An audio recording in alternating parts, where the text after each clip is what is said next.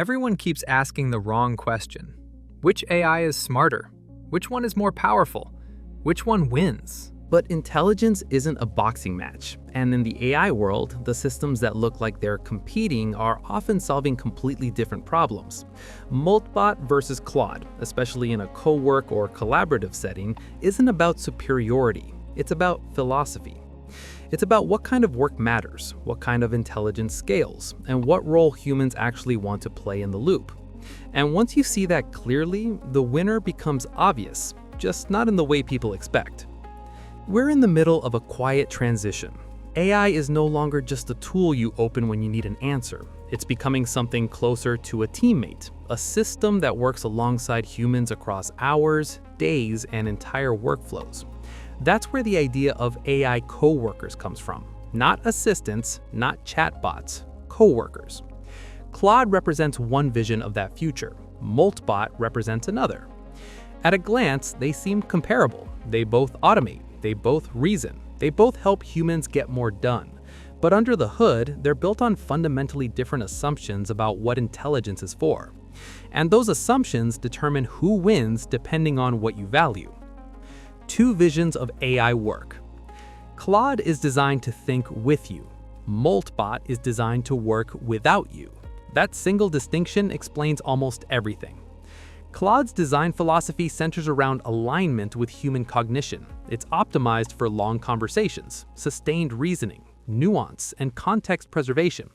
It remembers what you're working on. It adapts to tone. It slows down when the problem is ambiguous and speeds up when it's clear. It's built to feel like a calm, competent coworker who helps you reason through complexity rather than bulldoze it. Moltbot, by contrast, is built around execution.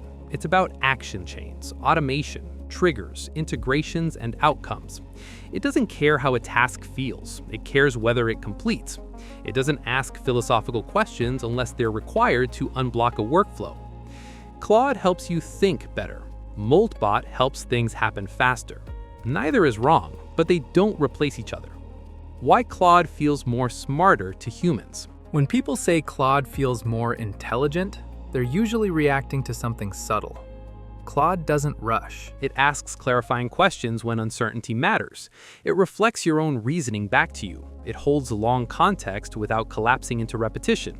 It understands when a task is technical, when it's emotional, and when it's strategic. That makes it feel less like a machine and more like a thoughtful colleague, someone you could brainstorm with, someone who can help you see blind spots, trade-offs, and second-order consequences. In cowork settings, writing, research, planning, policy, strategy, design, this matters enormously.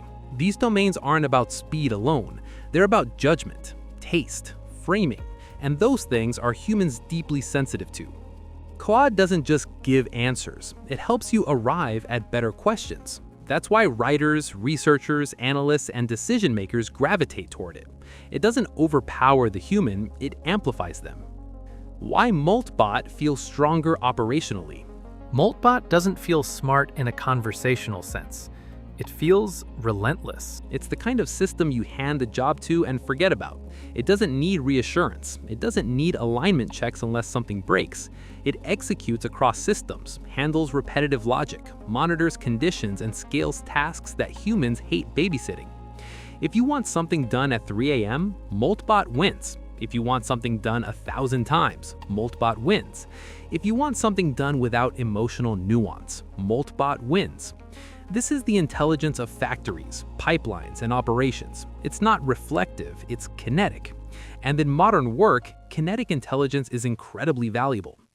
The mistake people make is assuming that because Moltbot doesn't sound smart, it isn't. In reality, it's optimized for a different axis entirely: throughput over deliberation. The cowork question changes everything. Here's where things get interesting. When you frame AI as a coworker instead of a tool, the definition of winning shifts. A good coworker doesn't just produce output. They reduce friction, they share context, they improve decision quality, they adapt to how you work rather than forcing you to adapt to them. Claude excels here. It remembers the arc of a project, it understands evolving goals, it keeps track of constraints you mentioned earlier and reintroduces them when they matter. It doesn't just execute instructions, it collaborates. Moltbot, in contrast, is more like an autonomous department. You give it objectives, parameters, and boundaries, and it goes to work. That's incredibly powerful, but it's not collaboration in the human sense.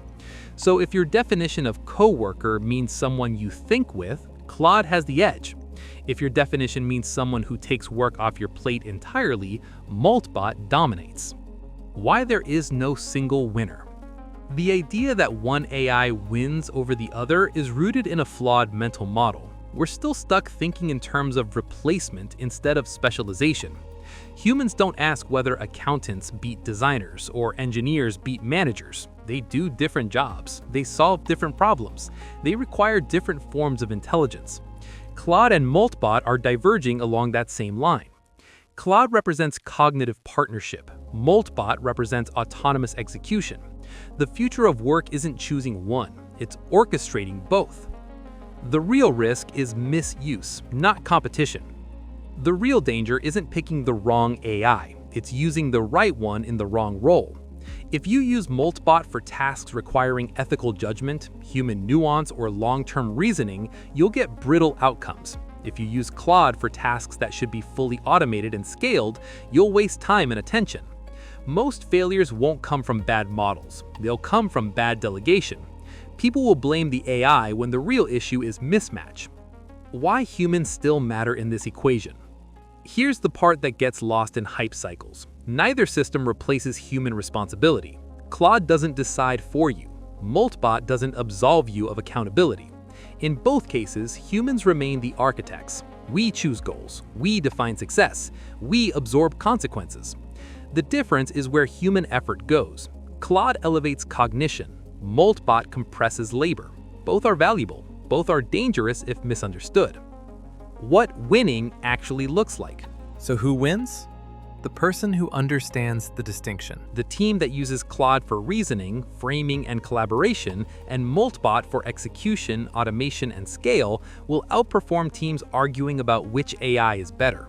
The real competitive advantage isn't model choice, it's systems thinking. Knowing when to slow down, knowing when to automate, knowing when to think, knowing when to let go. That's the new literacy. Where this is headed. As AI systems mature, this divide will widen. We'll see more cowork-style intelligences optimized for human alignment, memory, and reasoning continuity. We'll also see more autonomous agents optimized for speed, coordination, and execution at scale. The future workplace won't have one AI, it'll have many. Some will think with you, some will work for you, some you'll barely notice until they stop. The winners won't be the loudest tools, they'll be the best orchestrators.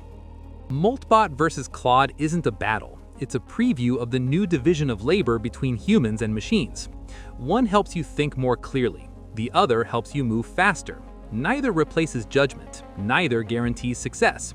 The real advantage comes from knowing what kind of intelligence a problem actually requires.